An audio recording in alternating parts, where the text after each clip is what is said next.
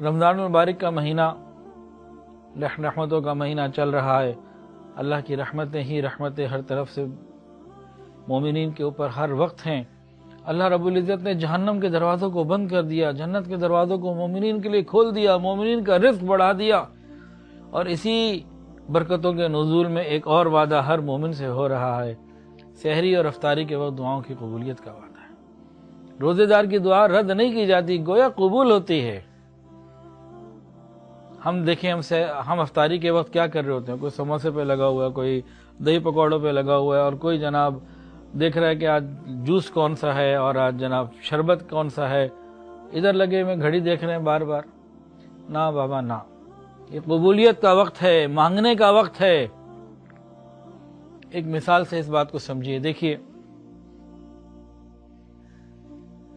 اگر کوئی اللہ کا ولی ہمیں یہ کہہ دے کہ مجھے الہام ہوا یہ قبولیت دعا کا وقت ہے، مانگو، ہم کیا کریں گے اس وقت؟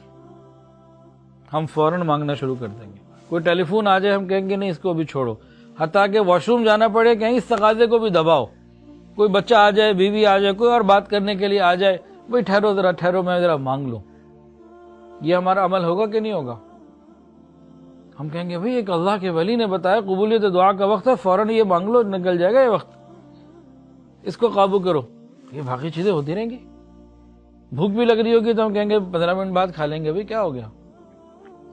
ایک ولی کے کہنے پہ ہمارا یہ عمل ہو، ایک ولی کے کہنے پہ ہمارا یہ عمل ہو، اور یہاں ولیوں کے سردار، انبیاء کے سردار، ملائکہ کے سردار حضرت محمد مصطفیٰ احمد مجتبیٰ سرکار دو عالم صلی اللہ علیہ وسلم ارشاد فرما رہے ہیں کہ روزے دار کی دعا روزے کے وقت قبول ہوتی ہے، رد نہیں ہوتی، گویا قبول ہوتی ہے۔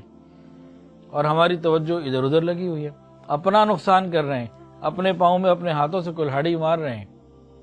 الحمدللہ ثم الحمدللہ ایسے لوگ ہیں جو بڑے شوق سے، بڑی مداومت کے ساتھ، بڑی پابندی کے ساتھ سحری اور افطاری میں 10 منٹ، 8 12 منٹ اندازاً دعائیں مانگتے ہیں۔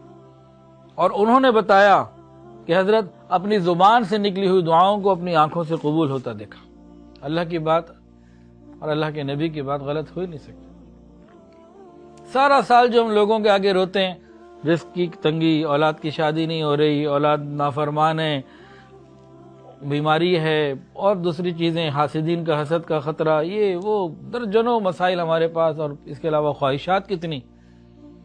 تو تمام مسائل کا حل اور تمام خواہشات کا پورا ہونا سحری اور افطاری میں 10 منٹ کم و بیش دعاؤں کو دے دیجئے، پھر دیکھیے گا ہماری ہر زبان سے نکلی ہوئی دعا آنکھوں سے قبول ہوتے ہیں، انشاءاللہ ہم ضرور دیکھیں گے۔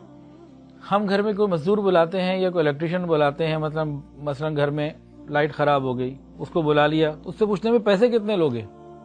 اس لیے پوچھتے ہیں کہیں بعد میں زیادہ نہ مانگ لے، یہ ہمارا معاملہ۔ لیکن اللہ رب العزت نے اپنے بندوں سے مزدوری لی، کہا روزہ رکھو۔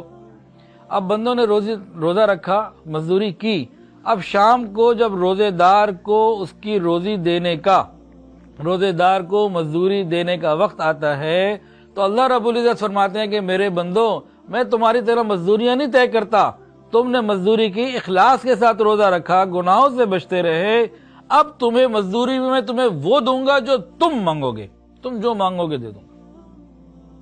ابھی ہمارے اوپر منحصر ہے کہ ہم